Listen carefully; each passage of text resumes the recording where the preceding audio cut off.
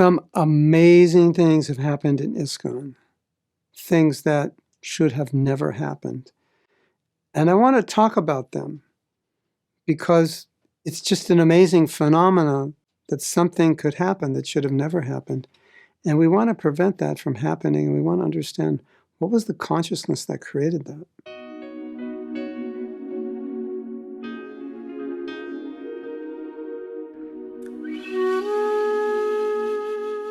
So then you're thinking, okay, what am I talking about?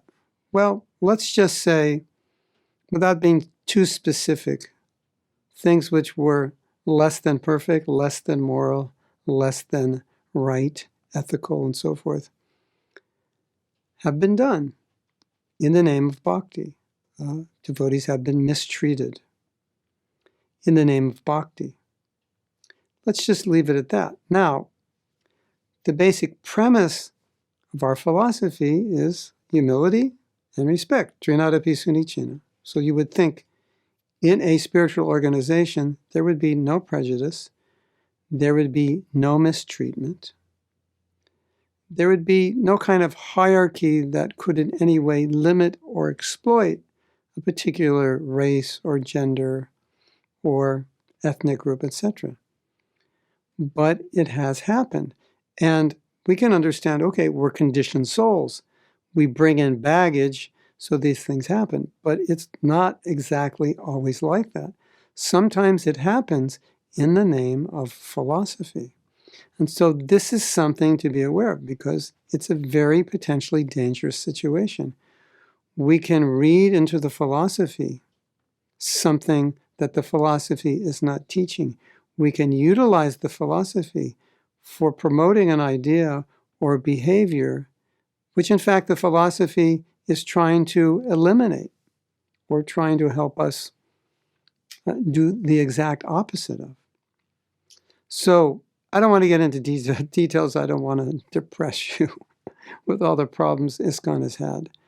But as I study this issue, there's certain things that are so amazing that we see not just isolated incidents in our past, but we see regular behavior, a regular mentality that existed in certain parts of the world, which is totally contradictory to what Krishna consciousness is. And you ask yourself, how is that possible? And you want to look at yourself and say, could I have done that? Could I do that in the future? Could I misunderstand a principle? Could I misapply a principle because of something inside of me that wants to take advantage of another person?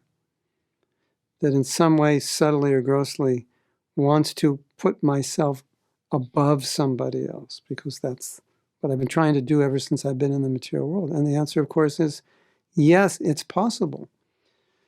So every member of ISKCON has to be conscious that if we ever get a position of power, which so many of us will, because if you stay long enough in ISKCON and you're sincerely dedicated, eventually you get some position. If we ever get a position of power, we have to be very careful never to misuse that, to in any way mistreat any devotee, but always take that position with the utmost humility and exhibit the utmost respect for all the people that you're dealing with. Then the situation will be successful. Every leader has to master the art of respect. It is the most important quality for a leader. Because if we have that, then we can truly, properly represent the pure flow of bhakti that Prabhupada has given us to help everyone, devotees and non-devotees, with only the desire to see to their welfare. But if that respect isn't there, the conditioned tendency is so strong. There'll always be that tendency to somehow misuse power, to mistreat someone, and sometimes it's even unconscious. We don't even know we're doing it. It's not malicious, it's not intentional, it's conditioned. And we have to be very conscious as leaders, as people in power, to be sensitive and respectful and compassionate to everyone.